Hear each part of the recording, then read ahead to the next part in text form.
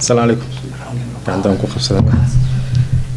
كلي وحاوي ماشان مقعي وماليكو حماري dadka badana waxa waaye way isweydiiyaan Maliko qaar ba jiraan oo markii aan magaciiga waa Maliko waxay dhahan waan ognahay Maliko tahay but what's your real name so magaca kale iyo kharsan ba qabeeyay that's the only name I have so by the way horaan waxaan ahaan jiray Cleveland Police oo City of Cleveland hadda waxaan ahay deputy sheriff or Cuyahoga County.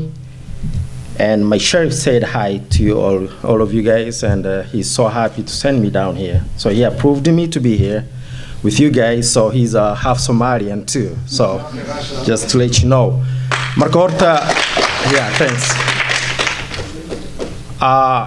Meeshaan horta kulligeen waxaan isku imaanay. We just need macnaha waxaan rabnaa inaan oo maaragtay oo isla hadalno maxalda inaan oo soo jeedino positive stuff and oo maaragtay wax oo isku imaanay meeshaan sidii sheekh sheegay macnaha hadii oo siyaasi waxaas I'm off Saturday and Sunday but maanta waan idin imaaday because I care about Somali youth and everyone in Somali teeda kale oo hadda waxaan ka hadli rabno and a lot of things oo laga hadla jiraan Marian thank you Deqo thank you Kafi Bashir all of you guys and waxa laga hadlay horta very nice questions no ala weydiiyay oo ka mid yihiin what can we do to avoid all these shootings miskale and maxalda and dhalinyaradan oo overdose mise homicide mise suicide oo ku dhimanayaan.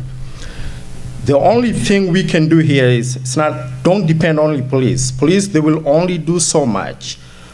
Waxaa jiraan waxyaalo oo loo rabo community-ga inay la imaadaan ayagana sameeyaan so you guys can help the police. Waxaa ka mid yahay first of all maxalda mamaha oo horaan markii oo Ingiriiska aan kasi jiray waxaa maqli jiray charity begins at home. Marka hadda laakiin waan bartay the meaning of charity begins at home. Waxaa laga wadaa macnaha markii oo maaragtay oo adiga wax sameynayso ku horta your basic ina soo dhisto markii basic kaaga soo dhisto and then okay all right your basic markii soo dhisto that's when you go to next step basic waxaan ka wadaa let me talk about the parents I'm so sorry aniga hataa parent waan ahay waalidaan ahay but sometimes these kids dhimanayaan they kill themselves, yes, I understand that, but sometimes we kill them. And we kill them, what does that mean? It doesn't mean we take a gun and we shoot them. But haddi adiga oo maaragtay fundamental guriga ku haysanin oo maaragtay oo sharci ku degneen you fall for whatever they say, you fall for whatever they lie to you. Benti adiga lagu sheego you fall for it. Marka waxaan ka wadaa macnaha horta ku you don't have to be strict. I know Marekana Lujuga, lakin wa ina or adiga, you have to know what your child is doing, your wihi asega or you are smarter than him. Ilai kasoka ada kentan dunkan unugas. And why you smarter than him? You take care of him ila asega kawinado. You can know marki unugaga wax ka qaldan, you can know marki unugaga when he's doing something that's different from what he's doing culturally, din ahan, say family ahan, you should know as a parent.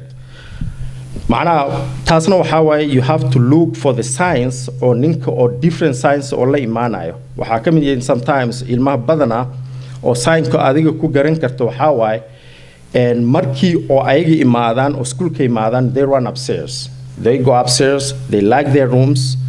I don't want to say this, but I don't want to get in trouble, but you don't even know where your child is. I'm sorry about you moms. I apologize. Lakin diwatadu hawai and marki adiga or anka unugas, he does whatever he wants. Dad ba la hadlaya, dad bu la sheekaysanaya, some bad people. Markii la sheekaysto wax baa la tusaya oo asaga ka seenin oo ka soo horjeedo diinteeno had waxa leeyahay overdose diinta muslimka ma gashay in anaga horta darooga isticmaalo in any way why are you overdosing hadii adiga muslim tahay that's also one thing that we have to put in consideration as well maana markii oo adiga oo cunuga imaado guriga isku xiray you don't even know cunugaaga where is he at he's in a room yes he's in a room what is he doing he has a phone waxa media ilmahan way naga aqli badan yihiin.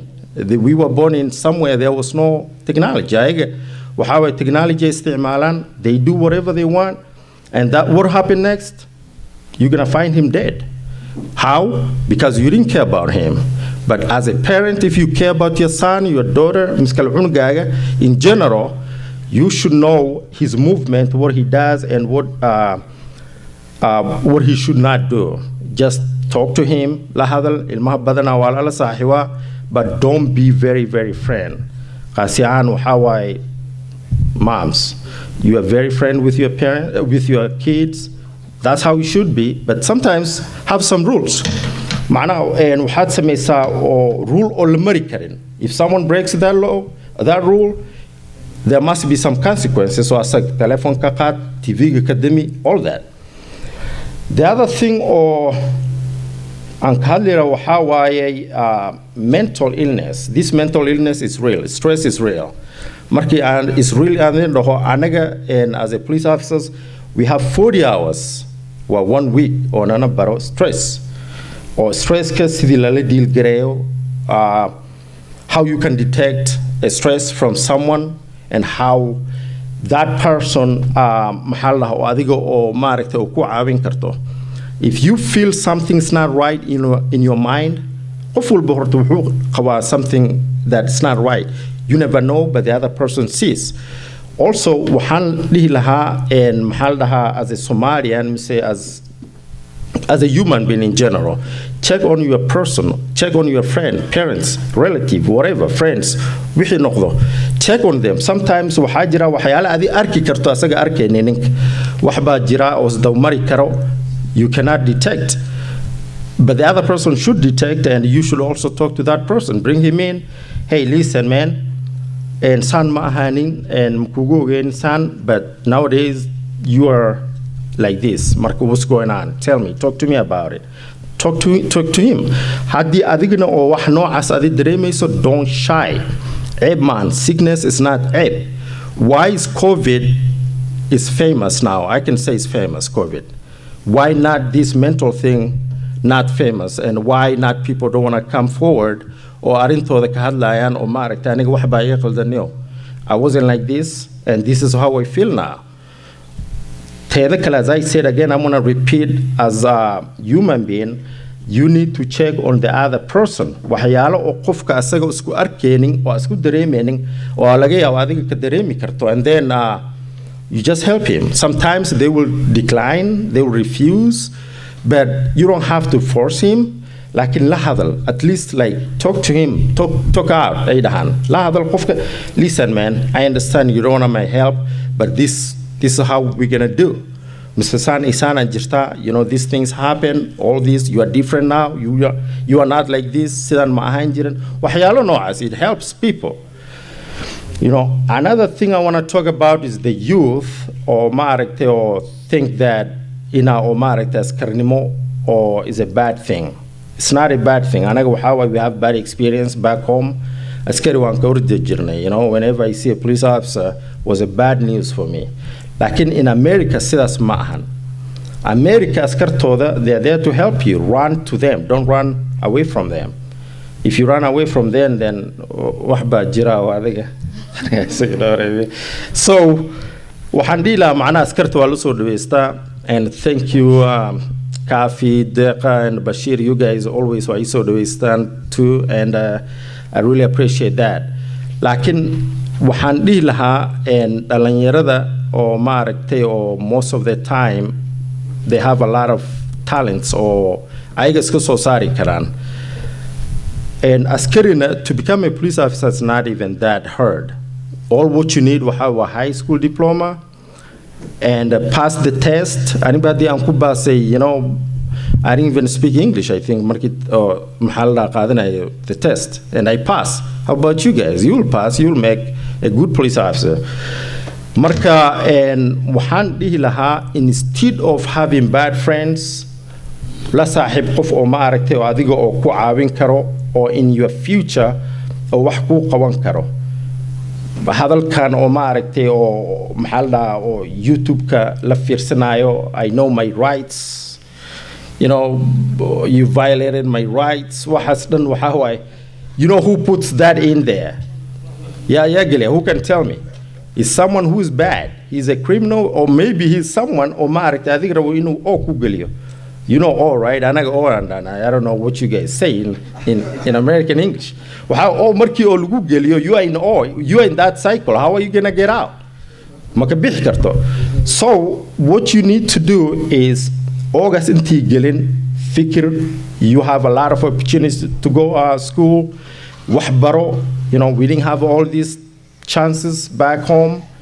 And maxalda badankeena intaan wax ku baranay, and some of us wax way soo barteen Somalia, but markay inta imaadeen they continue their studies, and there's something right now like Marian. You say PhD, right? I don't even know if I will ever be PhD. Look, she's Somalian. And they came at Somalia. Why not you? Marian, and she's Somalian. She's a female. She's a hard worker. Why don't you be like her? We have a lot of people. I think we have a carry me 7 months, and I'm a police officer now. I'm standing in front of you. You guys can do that. You guys can do it. And as I said, it's not hard. It's not hard to be a police officer. It's not hard to change your career as well. It's also not hard to save your own life, your brother's life, your family life, mother, sister, whatever you want to call. Marka waxaan idin dhila, and this program, next time, let us make it big. And let us also make it maybe at least haddii la samayn karo every 6 months even, every 1 year once. Okay? Thank you. Thanks, man.